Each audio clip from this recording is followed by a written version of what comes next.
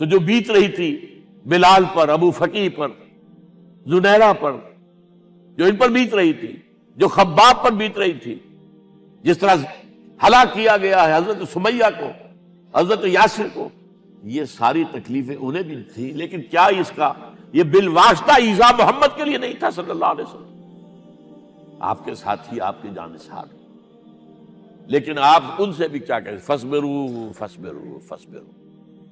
جب ابو جہل بدترین ٹارچر کر رہا تھا حضرت سمیہ اور حضرت یاسر کو رضی اللہ تعالی عنہما، آپ کے علم میں ہے کیسی کیسی ٹارچر کی ہے؟ جوان بیٹے کو باندھ دیا ایک ستون کے ساتھ، اس کی نگاہوں کے سامنے برہنہ کیا ہے ماں کو،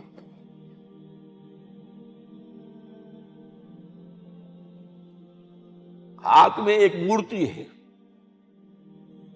جب تنگ آ گیا، ستا کر تنگ کر کے مار مار کے حضرت سمیہ ٹس سے مس نہیں ہو رہی، کہتا ہے تم ایک دفعہ کہہ دو سمیہ کہ ہاں اس مورتی میں بھی کچھ ہے، میں تمہیں چھوڑ دوں۔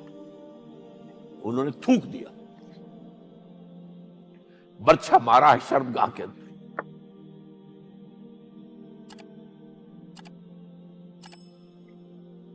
کتنی تکلیف پہنچی ہوگی ان کو، لیکن آپ گزر رہے، اصبروا یا آل یاسر فإن موعدکم الجنہ، اے یاسر کے گھر والوں صبر کرو، تمہارے استقبال کی تیاریاں ہو رہی ہیں جنت میں۔ یہ سیرت کوئی بناتا سناتا ہے، یہ سیرت۔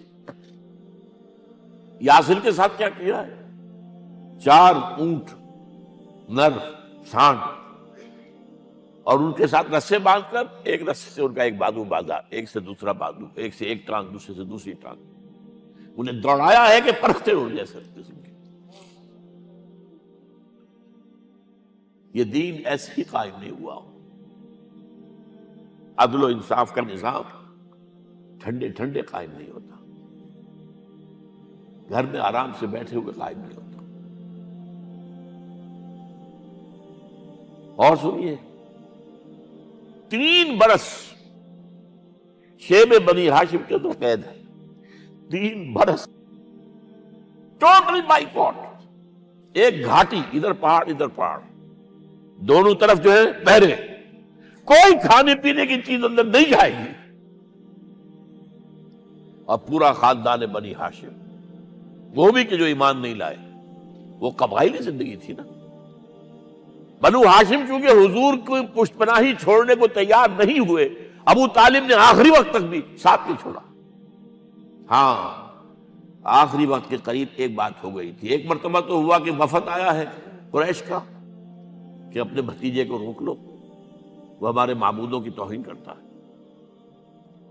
ابو طالب نے بلایا اور آپ سے کہا کہ یہ کچھ اپنے رویے کو بدلے۔ آپ نے فرمایا چچا جان، اب تو چاہیے میرے ایک ہاتھ پر سورج اور دوسرے پر چاند رکھ دے، میں اپنے اس مشن کو چھوڑ نہیں سکتا۔ اور ابو طالب کے عین انتقال کے وقت جو معاملہ ہوا، جب وفد آیا ہے کہ ٹھیک ہے اب ہمارا جو ہے صبر کا پیمانہ لبریز ہو گیا ہے، اب ٹھیک ہے آ جاؤ میدان میں، تم بھی ساتھ چھوڑنے کو تیار نہیں ہو۔ ابو طالب نے بلایا اس کو، بھتیجے مجھ پر اتنا بوجھ نہ ڈالو جو میں برداشت نہ کر سکوں۔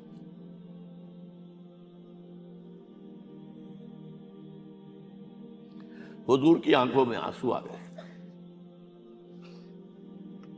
چچا جان، اب تو یا یہ بات پوری ہوگی یا میں اپنے آپ کو ختم کر دوں، اسی میں ختم ہو جائے۔ 12 شیب بنی ہاشم میں 3 برس اس حال میں گزرے ہیں، ٹوٹل بائیکاٹ، کوئی کھانے پینے کی۔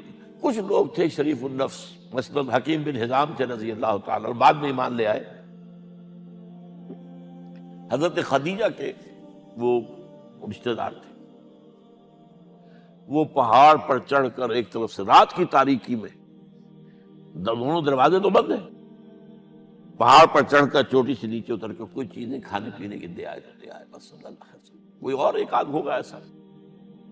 یہاں تک نوبت آئی ہے کہ بنی ہاشم کے یہ پھول جیسے بچے معصوم، بھوک سے بلبلا رہے ہیں، اور اس کے سوا کچھ نہیں ہے کہ سوکھے چمڑے ابال کر اس کا پانی ان کے حلق میں ٹپکا دیا جائے۔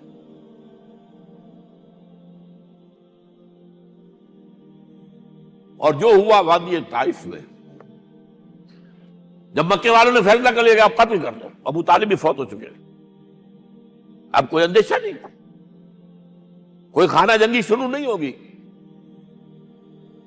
کوئی انٹرا ٹرائبل وار نہیں ہوگی، تو آپ طائف گئے ہیں۔ شاید وہاں کے 3 سردار تھے بڑے، اور یہ طائف اصل میں قریشی کا سمجھیے کہ یہ ان کا گرمیوں کا یہ صحت افزا مقام تھا۔ یہ تمام جو سردار تھے مکے کے، ان کی جائیدادیں وہاں تھی، باغات تھے،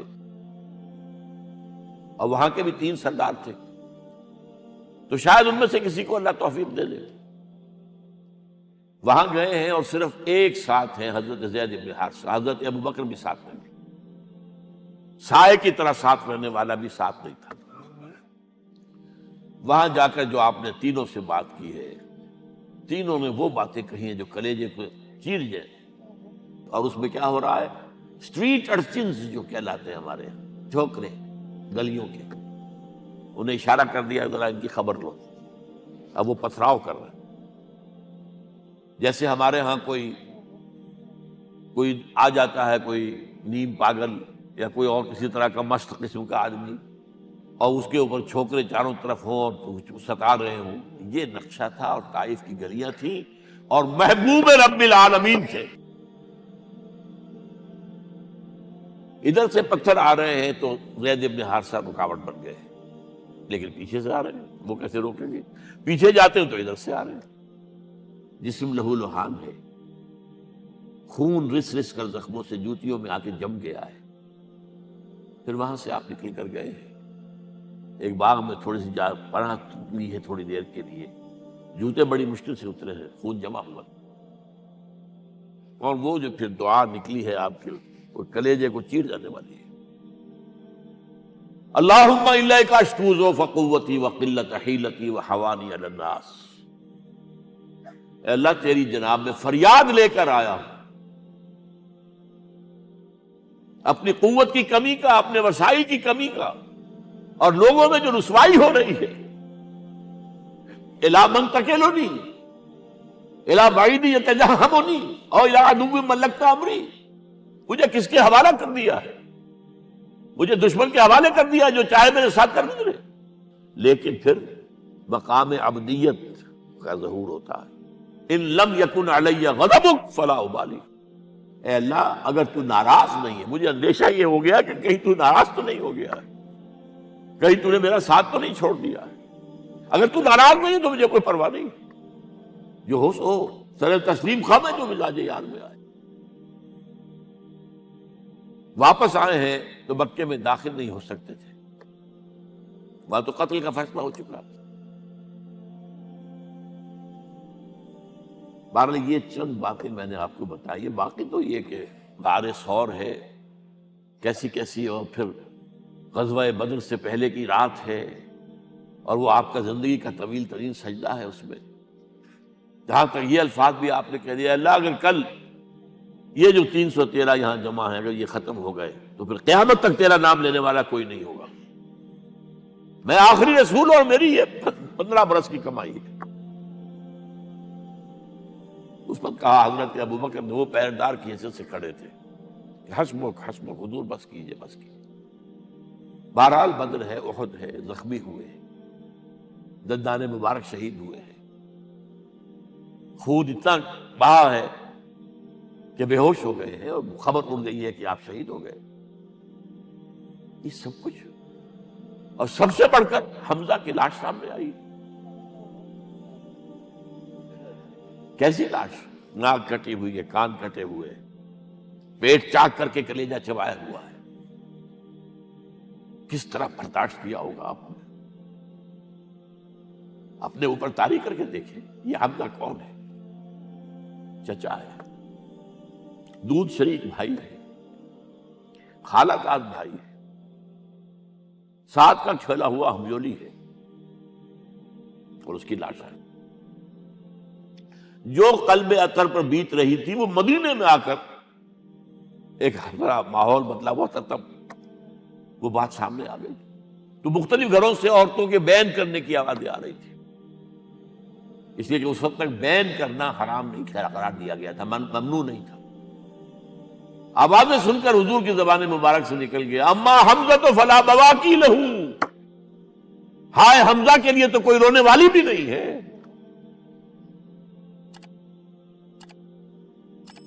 اس پر پھر صحابہ نے، انصار نے اپنے ہاں کی خواتین کو حضرت صفیہ کے یہاں بھیجا، وہ سگی بہن تھی، وہاں انہوں نے جا کے یہ بھی تعزیت کی بہن کی۔ غزوہ احزاب کا آپ نے سن ہی لیا،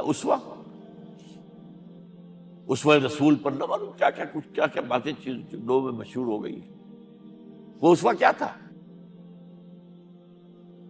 جب خندق کھودنے کا فیصلہ ہوا ہے تو خندق کھود رہی ہے، حضور بھی لگے ہوئے ہیں، بھاری بھاری پتھر اٹھا کر کندھے پر لا کر باہر پھینک رہے ہیں، پتھریلی زمین تھی، ایک پتھر کسی سے ٹوٹا نہیں تھا، تو حضور نے جو ہے 3 دفعہ جو اس کے مطلب لگائی تب ٹوٹا ہے۔ لیکن یہ کہ کئی دن کے فاقے ہو چکے تھے، کھانے کو کچھ نہیں، پورا محاصرہ تھا، 12,000 کا لشکر گھیرے ہوئے، یہاں تک کہ آپ کو معلوم ہے کہ گھروں کے اندر بیت الخلا تو نہیں ہوتے، باہر جاتے تھے قضاء، اس کا کوئی امکان نہیں۔ شدید ترین آزمائش جو ہوئی ہے اس کا نتیجہ ایک طرف یہ نکلا کہ منافقین کا نفاق ان کی زبانوں پر آ گیا۔ قرآن مجید میں ہے یہ انہی آیات میں، ما وعدنا اللہ ورسولہ الا غرورا، ہمیں تو اللہ اور اس کے رسول نے دھوکہ دے کے مروا دیا۔ ہم سے کہا تھا کہ قیصر و کسریٰ کے خزانے تمہارے قدموں میں آئیں گے، اور حال یہ ہے کہ اب رفع حاجت کے لیے باہر نہیں جا سکتے، کھانے کو کچھ نہیں۔ اس وقت کچھ صحابہ آئے ہیں حضور صلی اللہ علیہ وسلم سے، دیکھیے فاقے سے قبر دوہری ہوئی جا رہی ہے، ہم نے اپنے پیٹوں پر پتھر باندھے، چادروں کے ساتھ پتھروں کسا ہوا تاکہ قبر سیدھی رہے۔ حضور نے اپنا کرتا مبارک اٹھا کر دکھایا، 2 پتھر میں، یہ ہے اسوہ، یہ ہے آپ کی سنت، آپ کا اسوہ حسنہ۔ لیکن اس اسوہ حسنہ سے فائدہ کون اٹھا سکتا ہے؟ لقد کان لکم فی رسول اللہ اسوۃ حسنۃ لمن کان یرجو اللہ والیوم الآخر وذکر اللہ کثیرا۔ اسوہ تو اپنی جگہ ہے، قرآن میں ہدایت سب کے لیے، ھدی للناس، لیکن فائدہ اٹھائیں گے صرف متقین، ھدی للمتقین، ہے سب کے لیے، اسوہ سب کے لیے ہے، لیکن استفادہ وہی کر سکے گا جو 3 شرطیں پوری کرے: اللہ اور یوم آخر پر ایمان، اور اللہ کا ذکر کثرت کے ساتھ۔